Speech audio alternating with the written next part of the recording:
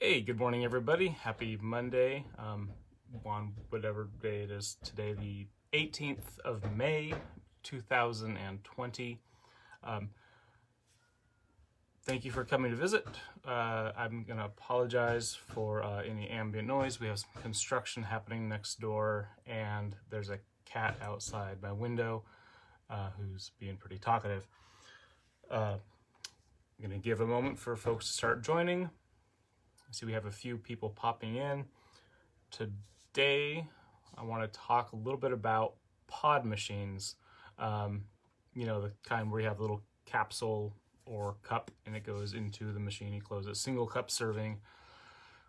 You've all seen them. They're in hotel rooms. A lot of folk have them in their houses. Between you and me and the rest of the world, I have no love for the pod machines personally. What I do love is I love people enjoying coffee. And if you happen to use a pod machine, I'm not judging you for it. It's something that I have no interest in. I'm also a bit of a nerd about all this brewing stuff. I have all the tools and toys, so that's something to keep in mind.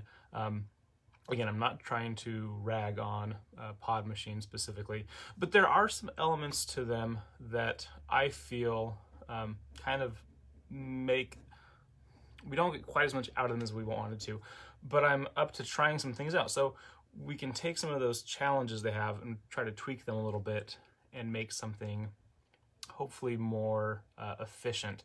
One of the big concerns that I have with pod machines is unless you're really investing in one of the nicer ones, the machine itself doesn't get up to the temperature we want it to get to. So that's an issue. So you want to make sure that your pod machine can get up to at least 195 degrees of contact with the coffee. Same thing we say with any home brewer, or whenever you're using. Typically, you want 195 to 205 degrees Fahrenheit. One of the biggest complaints that Batter from Bronson has had, or one of the biggest hesitances that we've had about engaging with the pod machines, is simply the waste. Those little cups are recyclable, but it's difficult to recycle them, and there's some questions as to whether they actually get recycled. So one of the great, what we did as a company, trying to do single use, you've probably all seen these before. This is our steeped packet. They're basically like tea bags full of coffee, but it works better than just a bag of tea with coffee in it. These are great. They're called steeped.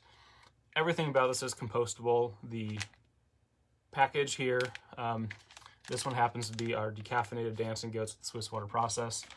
The bag itself, the string, everything is compostable. So you brew it, you toss it into the compost, it turns back into dirt instead of just becoming more plastic for the landfills.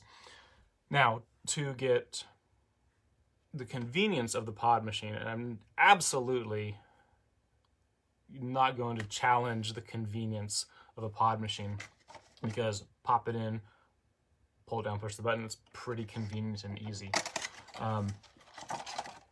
There's this product. This is called the EcoBrew. This one is the EcoBrew Elite stainless steel insert for the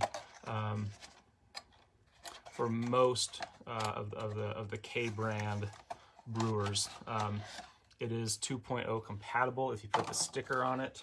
So let's have a little unboxing. All the plastic you're going to get for the garbage is the package. You have a stainless steel little pod cup. If we flip it open, you can see it has that little triangle bit. So there's our cup. This is what we recommend if you're going to use a pod machine. This way you can still have your convenient cup of coffee, reducing waste. Yes, you do have to clean it out Yes, that's less convenient than throwing something away. That's between you and your own moral guide.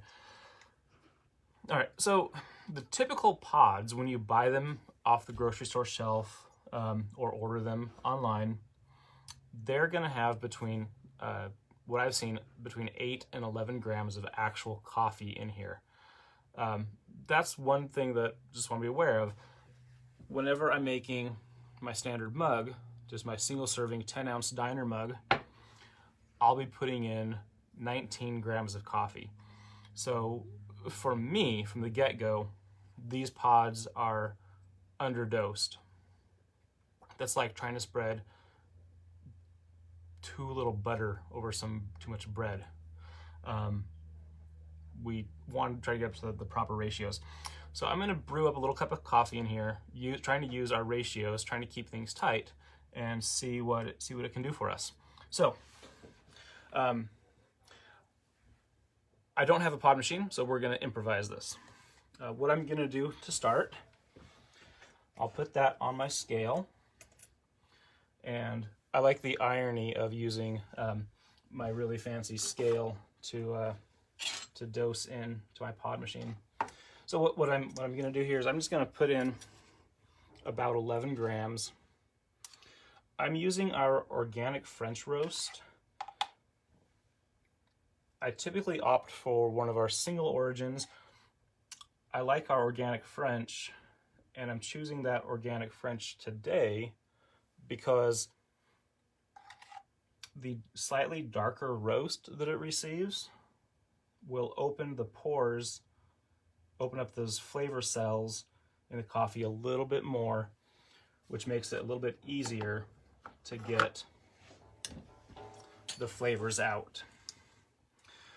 Another element of single serving brewers, whether you're talking about a pod or even our steeped, is it's a container, so the coffee doesn't have space to spread.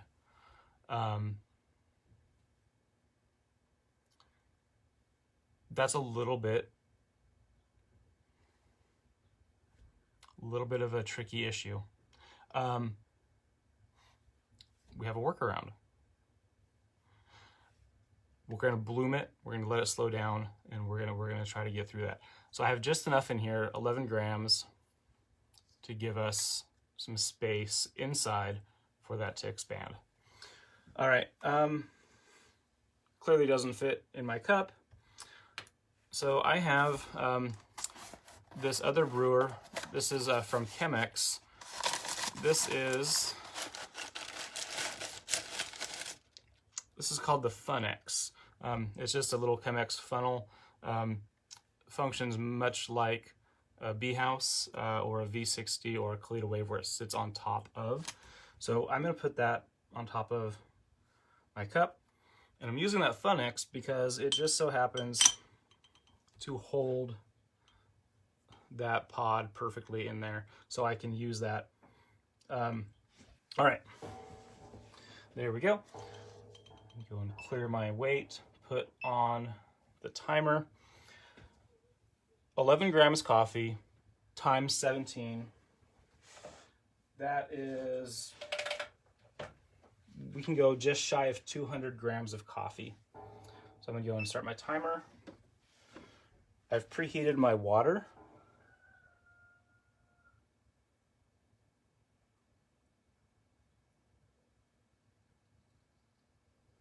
Let that start to soak in.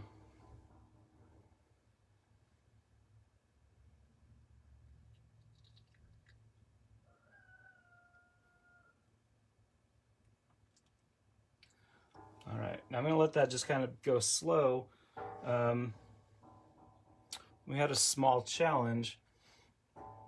It's kind of overfilling a little bit, and grounds are starting to come out the top.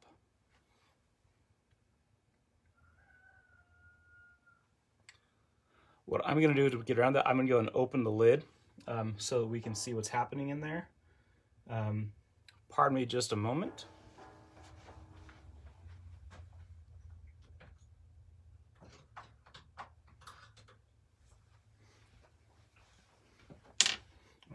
it's magnetic, so I have a little magnet stick. I'm just going to grab that. And it's not magnetic stainless, so I have my awl. All right, just open it up. Now I have access to the grounds. So this is a little challenging because the flow rate through there, I have a fairly coarse coffee, and I'll have to go more coarse next time. And yes, this totally does defeat the purpose. What I'm shooting for today isn't so much a demonstration of how to use a pod. What I'm shooting for is, can we get a good cup of coffee out of this little pod? Being as I don't have a pod brewer, this is the best I can do with it. And what it allows me to do, though, too, it allows me to control a few more of the variables, water delivery, those sort of things. So again, this is definitely not recommended as a daily way to brew. In fact, I don't recommend y'all try this at home at all even. What we're looking at is, can we get something decent out of a pod? Given that small 11-gram dose of 11-gram dose of coffee, that's going to really limit what we can get to in terms of what comes in the cup to maintain our ratios.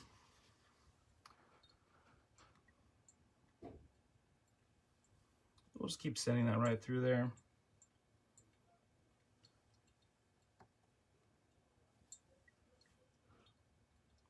And let go of that so you can see what our doses are. So I'm at about 64 grams so far of water.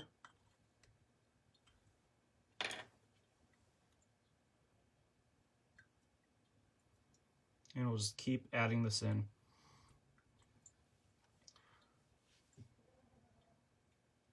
So again, the pod machines themselves, not something that I particularly love, just because 11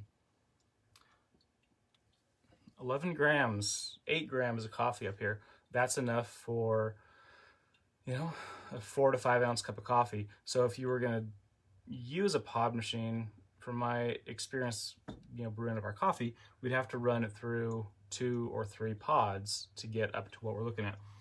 And when you are buying them, they'll often have a price per serving breakdown, right? Because that's kind of what we're looking for. So you can get into a pod hitting at about 25 to 30 cents per serving. I did a little Amazon looking this morning. But keep in mind that those servings, that each pod is going to give you about half of a cup. So from the perspective of getting your money's worth, I would have to use 2 pods to make a mug of coffee. So I'm already up to now 60, 75, 80 cents. If you happen to have a scale at home, you can dose out your coffee, and you can control your waste. If you're hitting a consistent 19 grams on every brew that you do, you can squeeze about 20 servings out of a bag of coffee. And that allows you to get your price per serving down, definitely under $1. And you're going to have a real nice cup of coffee. Again, sitting here holding this stuff, I'm not recommending you guys do this at home. This is not a workaround for a pod machine. This is, can I get these things to behave? What happens when I control it a certain way? I have done some playing with these in the lab and in hotel rooms, and I've always been a little underwhelmed with the performance that I get out of them.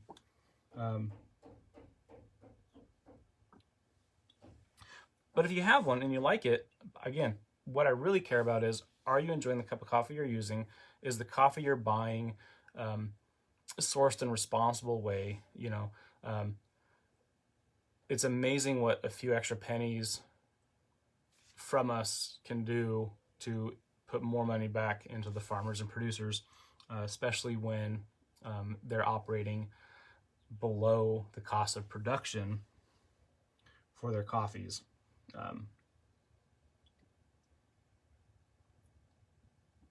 So you have an environmental ethical dilemma, then you have a moral ethical dilemma of where our money's going to when you're buying commodity grade coffee at the store. But products like this EcoBrew, it allows you to use that in a way that's still convenient, not like this, but actually through one of the machines that they're designed for.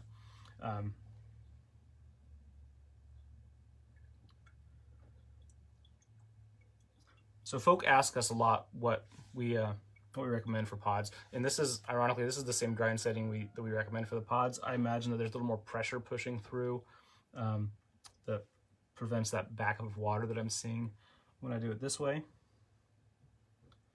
We're getting some decent flow now. I can put a little more water in aggressively. So probably not our most exciting video. The pod things are interesting. Again, if you like it, if you like what you're getting out of it, you're doing all right. You know, I recommend finding a reusable pod. That way you can come to our website and you can check out batdwarfcoffee.com and you can get some coffee that, you know, that you can be confident will be, if not fair trade certified, it will be purchased in responsible ways. That's one of the things that I've always appreciated about the company, is that our coffee buyer Bob and all the folk who are involved in that, they really do, you know, they put some thought into the long-term impact of cheap coffee.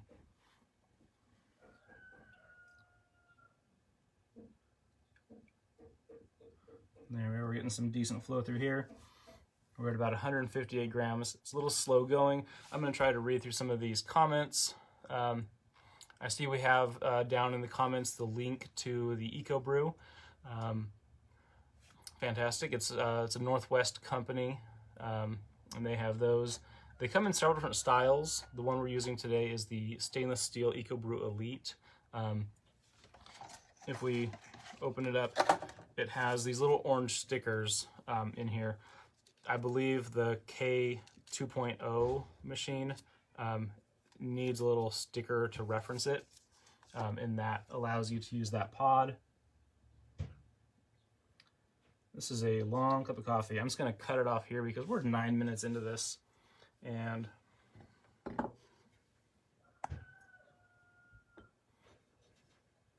so I have a cup of coffee here. I might have to do some more experimenting playing with this. This is the grind setting that, like I said, we recommend this kind of medium course for our you know, for our pods. Definitely grinding before you brew is nice. I see someone's commenting that they always like to grind before. I'm gonna add a little bit of water to this because that's a little tart, a little intense.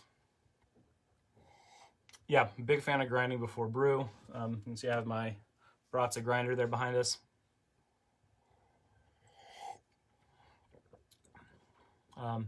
Yeah, you can definitely get an okay cup of coffee out of a pod machine. You know, we'll have to try this again with maybe an actual machine.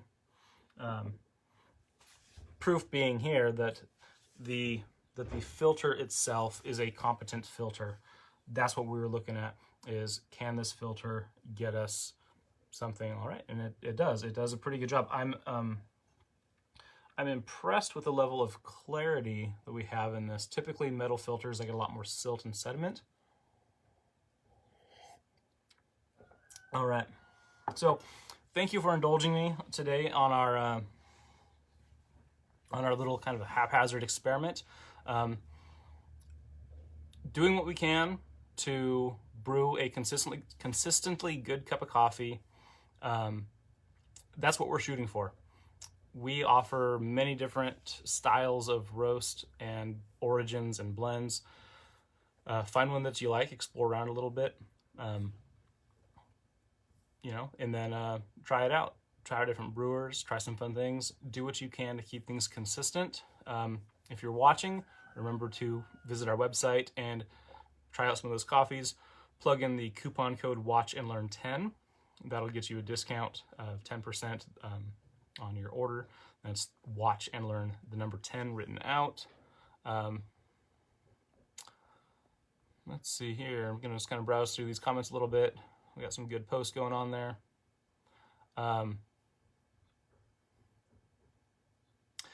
A question is, somebody's asking, what if we put Batdorf coffee in a pod?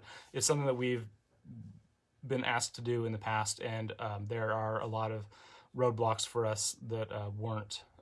One is the life of the coffee. By the time it gets to the grocery store shelves, from the time it gets to your shelf from the production facility, the coffee's staled from our experiences. Also, just from the waste aspect. There are an awful lot of pods that don't get recycled, and that's just plastic sitting in a landfill, which defeats the purpose of all of our green efforts that we're doing. And we do an awful lot of good work to try to drop down those carbon footprints. The best grind size for a pod system, we grind ours. If you came into the store and asked for it for a pod, we're going to do just a standard kind of drip filter, kind of flat bottom paper filter. So something you would use for a regular brewer would be nice. Every machine's a little bit different, different brands. Even within a brand family, there are some different styles, and they have some different impacts. And once you start refilling your own, it'll kind of vary. But typically, a medium drip grind. Something that I do want to mention is that I put 11 grams of coffee into there, and that was a pretty full. I tried to leave some space, some headroom for the brewing, and it didn't work super well. If I drop down maybe to 9 grams, that might be a better system. It might expand a little bit nicer and flow through better, but then we have the issue then again of gonna have to dump it out, clean it, run something fresh through. Personally, the pod systems for me don't hit. I find an AeroPress or a standard Melita pour over, a Chemex. I enjoy those things. Also, the Mr. Coffee, when he hit the market in the 70s, and then all the brewers we've gotten since, we have the Bonavita brewer. That's simple. You can do small batches in those as well. Pretty fantastic. But again, if you love your pod machine, I'm definitely not trying to divorce you from it. For some people, it's just the caffeine. For some people, it's the experience of brewing. The worst cup of coffee is the one that you don't finish. I might not finish that one. All right, everybody. I'm going to go and sign off.